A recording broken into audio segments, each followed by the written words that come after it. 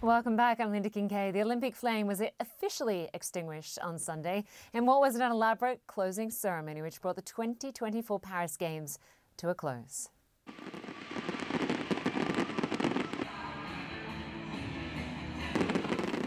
Well, stunning fireworks just outside the French capital, a spectacular ending to the Summer Olympics, and now all eyes are on Los Angeles 2028. And what's more LA than superstar Tom Cruise? He went into Mission Impossible mode, rappelling into the stadium before taking off with the Olympic flag on a motorbike.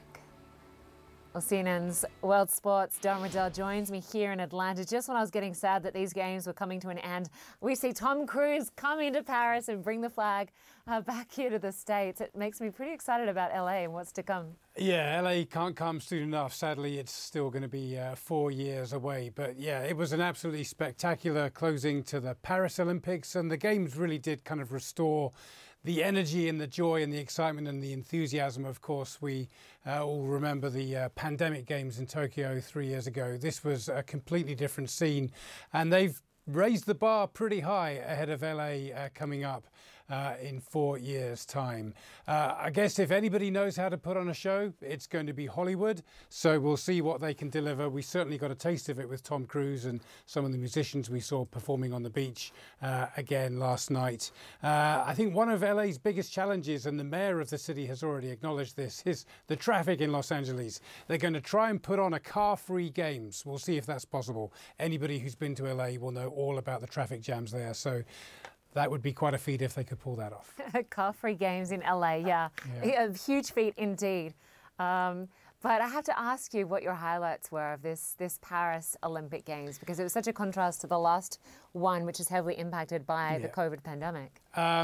I mean, it's a bit like asking a parent who their favourite kids are. I'm a sports guy, so I mean, all of it was amazing. And honestly, we could be here for hours and hours and hours talking about the incredible events and the competitions and the stars that we saw performing and winning the medals. I'll give you three, though. Let's break this down. A Star is Born, Léon Marchand, the French swimmer who absolutely dominated for the host city, winning 4 gold medals. He's only the 6th swimmer ever to win 4 gold medals at a single Olympic Games. So he was absolutely spectacular to watch.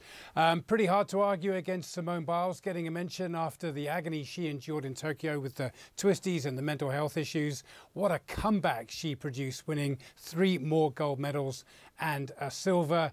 And I guess if I had to pick one moment, literally one moment, it would be the freeze frame from the end of the men's 100-meter race when the American Noah Lyles took it by, 5,000th of a second? I mean, it was absolutely insane.